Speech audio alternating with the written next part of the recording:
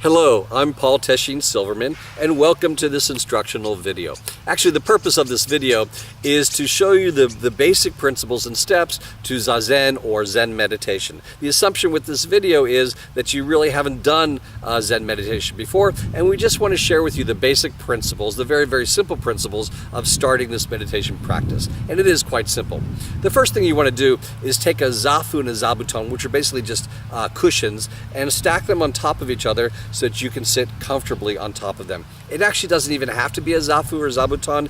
Anything that's comfortable for you to sit on that enables you to breathe deeply and maintain an erect posture. Okay, so you're sitting on top of your cushions, or a chair for that matter.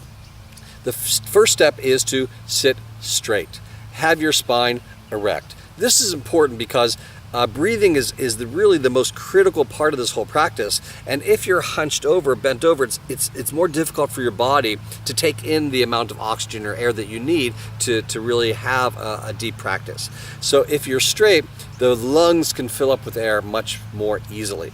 Okay, so you want the back to be straight as possible, neck and head.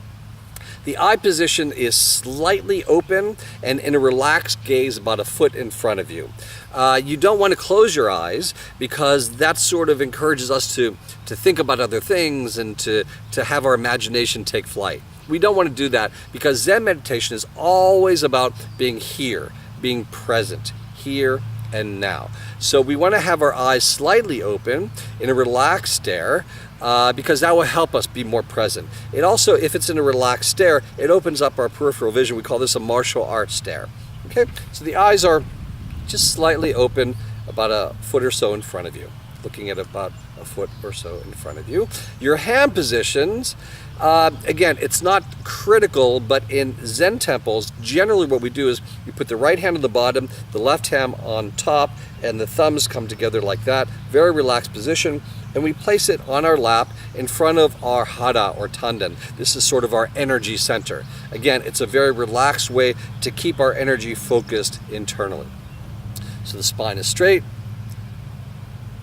hand position is relaxed, the eyes are slightly open. Okay, so this body position is step one. Very simple. Again, this practice that I'm about to show you is probably the simplest thing anyone's ever asked you to do, and at the same time, it may be the most challenging thing you've ever tried, and you'll see why in just a second. So we're sitting straight. Next step is to breathe. What we're going to do is take the air in through our nose, fill up our body cavity with the air, and when we're completely filled, we're going to release through the mouth. Silently, in through the nose, relaxed and release through the mouth. There are some schools of thought that encourage people to do counts on the intake and outtake. For example, breathe in for a count of 5, release on a count of 7. You know, if you want to do that, it's fine. I think what's most important is to keep it comfortable so that you can maintain that over a long period of time. So breathing in through the nose,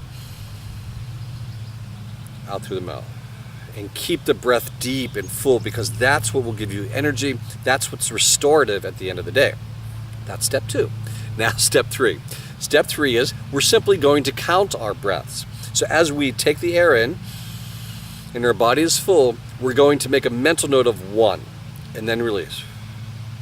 And on the next breath, a mental note of 2, release.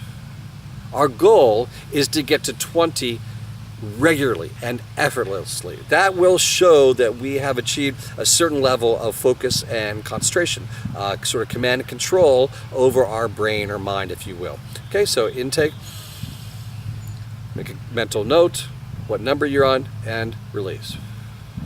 So those are the 3 steps: sitting straight, breathing, counting the breaths. What could be more easy? Nothing. Here's where it becomes challenging. Those are the only 3 things you can do during this practice. And what inevitably will happen is as you're sitting there, particularly if you're a beginner, you're sitting there, and after 1 or 2, other thoughts will come into your mind. You'll think about chores that you have to do, or people you have to call, or other activities you have to take care of. That's what we call Zazen, or mental garbage. They are distractions, and they have nothing to do with being here and now, which is ultimately the goal.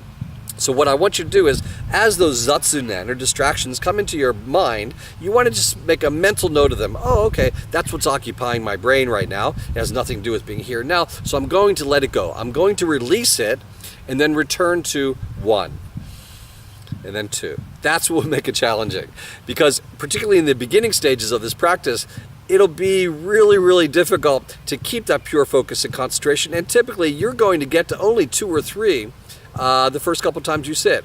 For even many monks in Japan that live in monasteries and are in the optimum environment, it could take a half year to get to 20 on a regular basis. So don't beat yourself up. This is a very common challenge that we all have when we first try this meditation.